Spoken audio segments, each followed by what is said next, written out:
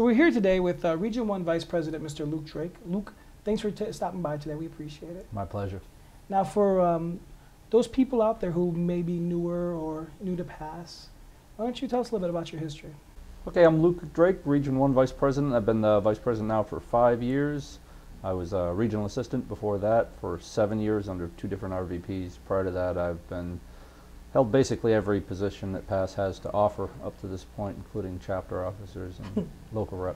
So you get quite a bit of experience in the Been around. union business. So tell us on a day-to-day, what is the RVP position? What is its responsibilities? What are you handling? Oh, well, there's no normal day.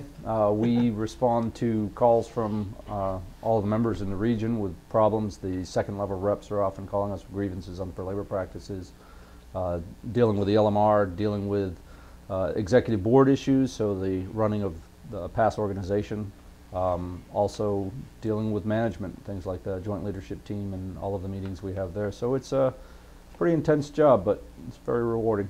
That sounds like a lot of work for one guy. How do you get all this done by yourself? I don't do it alone. Of course, I have 2 assistants, Chuck Siragusa and Mark Dunlap, plus all of the district level reps and all of the chapter officers.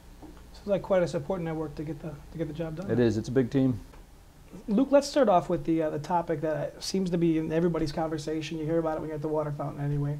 And that's our current contract negotiation or a contract that's coming up. What can you tell us about that? Okay, so the contract team has assembled.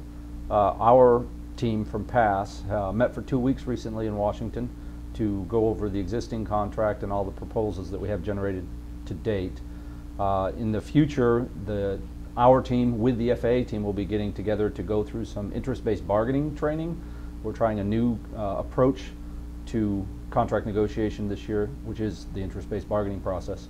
So they have 2 weeks of training for that, and then they'll be getting back together for a series of meetings to actually discuss the proposals. Well, this sounds a lot like what you guys were doing with the JLT earlier, with the different training that was going on with JLT to give you guys different perspectives and whatnot. Sure, I think that it's somewhat affected by the new collaborative relationship that the agency and PASS have engaged in, that is resulting in a different approach to contract negotiations. I will say that we also have built in there the traditional negotiating process should the interest-based bargaining process not work out. And as we're going through the contract and whatnot, what is the biggest thing as members that we can do to help with the process? Oh, well, of course, providing input as to what folks see with the existing contract that they like, also what they see that needs to be maybe modified to help in the future. The most important thing, of course, is to join. If you're not a member now, it's a really critical time to maximize the membership, both so that when we get to the table, the FAA sees the percentage of people who are supporting PASS, and because only members can ratify the contract, so whatever we come out with, it'll only be the membership who gets to say whether that actually becomes the contract for our membership. We've gotten a lot of feedback on this. It's the pay system specifically, talking about new hire pay, the pay disparity and whatnot. This seems to be a hot topic of late. And I know quite a few people want to see this talked about, concerning the contract. I was wondering if you had anything you wanted to say. So there's a long history to how we got where we're at. And of course we get feedback continuously in the region and across the country from folks who were hired after the implementation of the last contract, where the pay was changed, the hiring rates were changed. We were moved to an entirely new pay system. There are a lot of reasons that disparity exists, and there are a lot of reasons that was exacerbated over time.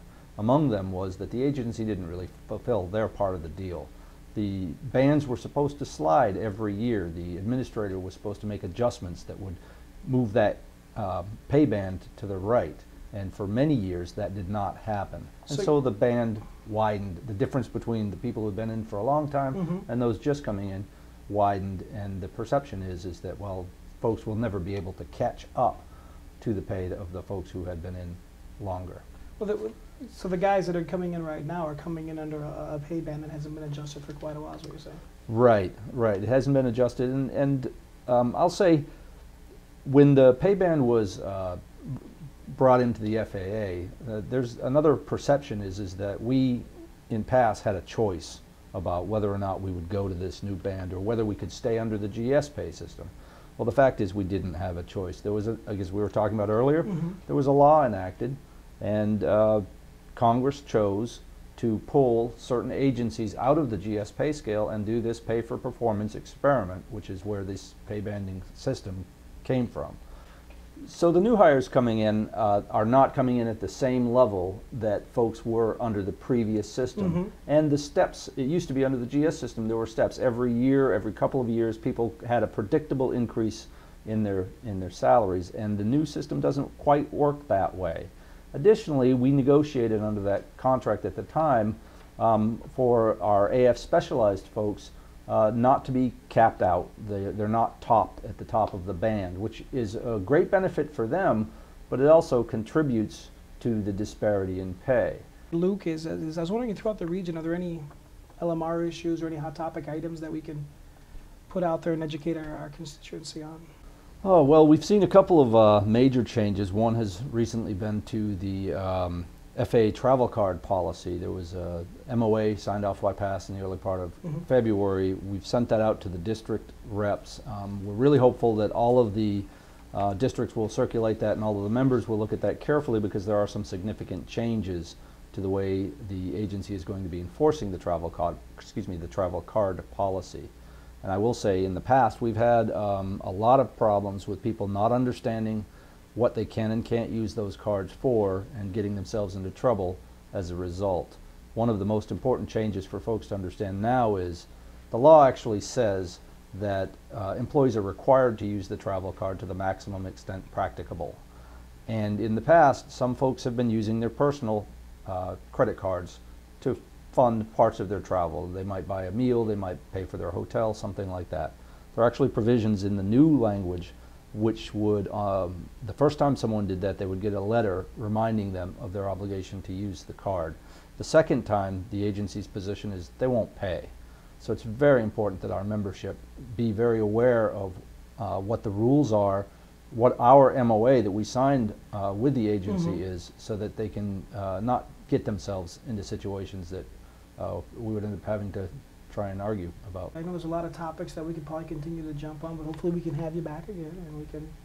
Well, I look forward sit to down coming back, and I'll just say I think IL3 is doing an exceptional thing here in advancing the communications of PASS, and I really appreciate the work that you and Rich have been doing out here, and I look forward to seeing it grow and maybe even being emulated at the national level.